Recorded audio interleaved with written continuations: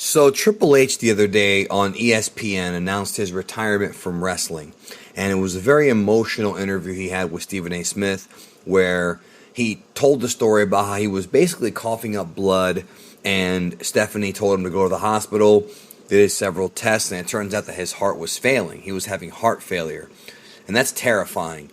And he actually has a device implanted into his chest to keep him alive. His heart was on the way of failing. I mean, he almost died. And he told the story very emotionally, and he thought about his daughters and, how easy it is to just go from, being in tremendous shape, which he always was. I mean, he was always jacked. Just look at the matches he had with Batista, 3 years ago at WrestleMania, or the Roman Reigns feud, or the Lesnar feud.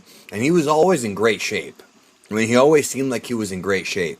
Obviously, when he tore his quad, it slowed him down in the ring. But he did what he could to compensate for that by becoming this great in-ring storyteller.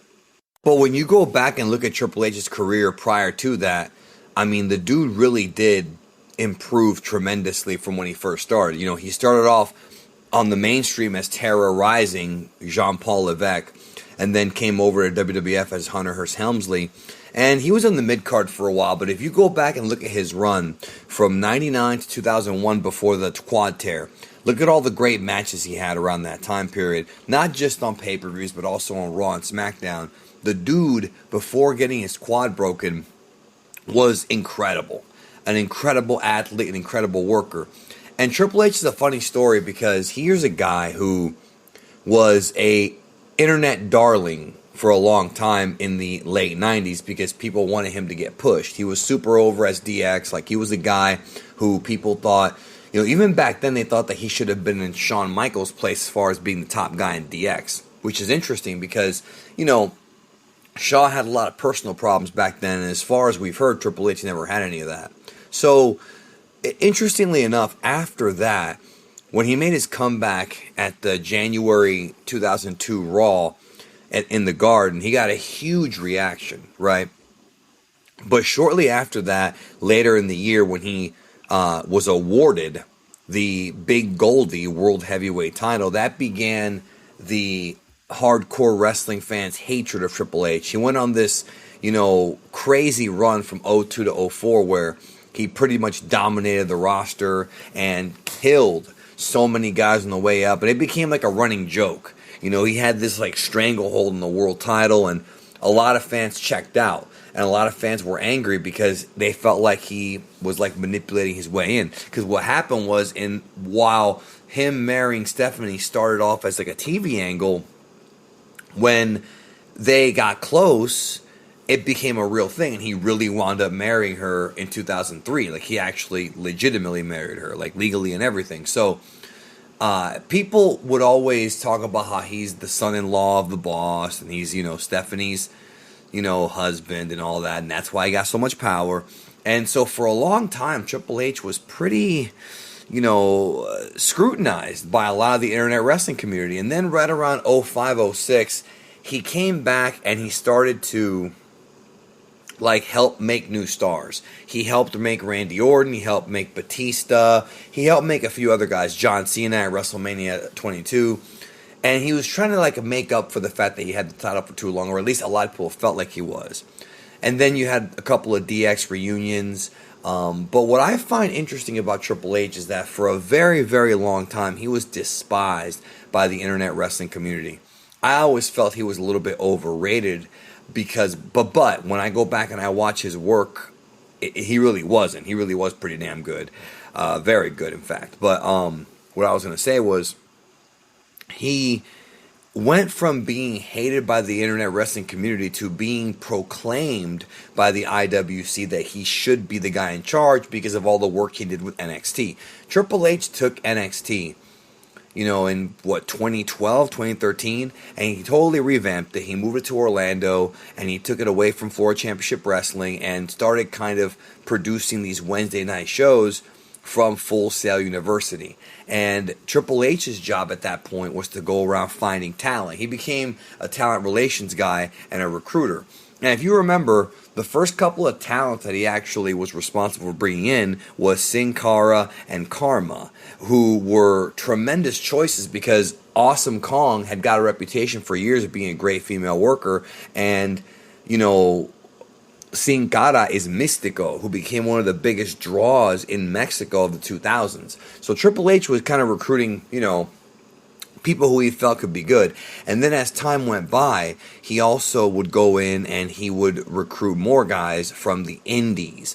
And that's where things kind of shaped into the NXT that everybody loves, the black and gold, because the original purpose of that NXT was to drain the indies and compete with them. So you had guys like your Kevin Owens, Sami Zayn, later on Samoa Joe. You had Nakamura from New Japan. You had, obviously in the latter years, you had Adam Cole, Kyle O'Reilly, Bobby Fish, Gargano, Ciampa. All these guys had gotten a huge reputation. Keith Lee, Donovan Dijakovic. They all worked like the Ring of Honors, the Evolves, Dragon Gate USA, all these indie companies, Shikara, for years and years and years, and now you're seeing them with WWE production value having these incredible matches WrestleMania weekend. There was a time period there where WrestleMania weekend or pay-per-view weekend, the NXT show would blow away the WWE show almost every time. And I looked forward to those shows a lot, and Triple H is the guy you got to thank for that because he's the one who put that together. And those guys that worked in developmental with Triple H and with Shawn Michaels, he calls them, those are his kids, because those are the people who he helped develop into bigger stars. Kevin Owens being one of the biggest, Sami Zayn. He worked with a lot of different people. He made Adam Cole a better wrestler. Like, he helped improve everybody. So I find it so interesting that he went from being hated to being pretty much lauded as the heir to the throne. And then when Nick Khan took over and then all the crap started happening with NXT, a lot of us were wondering, well, what now? Because NXT's been rebranded, the majority of that talent I mentioned is gone, and I'm still mourning the death of NXT. But Triple H, apparently had these serious health problems going on. Like, I knew he had heart problems, but I wasn't sure how serious they were until he went on the podcast to announce his retirement. And it's interesting because, like I said, I was thinking he was going to come back for WrestleMania and wrestle one more match. And maybe he will someday. Maybe technology will advance. He'll get to work one more WrestleMania. But he said he was done because he's got a device in his heart, like I said. I think it's called defibrillator, I think it's called. I'm not an expert on this. And, when you're at that point, because Ric Flair has one too, you can't take any bumps, man. And he's already wealthy enough, and he's in that family where he doesn't have to worry about wrestling a single match again. Plus, going to get to keep his job as an executive. But to be honest, I really wish that he would have kept his NXT because NXT was so good, man. I'm still mourning NXT. NXT died for me in 2021. That was the last year we had the real sort of black and gold. Maybe 2020 actually. Actually, it was 2021 because I consider personally the show where Kyle O'Reilly beat Adam Cole and Adam Cole left, I consider that to be the end of the era. That's what I consider it to be. Obviously, they kept going for a few more weeks, but, what can you do? Samoa Joe got COVID and all that stuff. But anyways, Triple H did so much for all these people. So ultimately, now he's going to be behind the scenes helping still develop more talent, presumably just not going in the ring and taking bumps.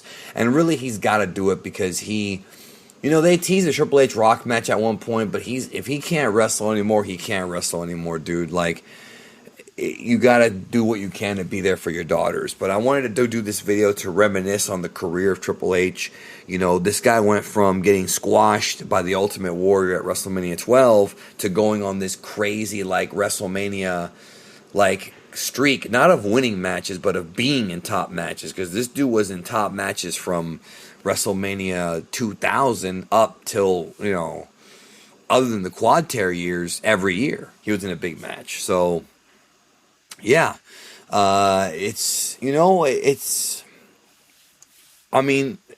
people have been sharing their love for this man all over the place and their love for his career and what he did for them. So that's cool. That's cool. That's what I have to say. I'll talk to you soon.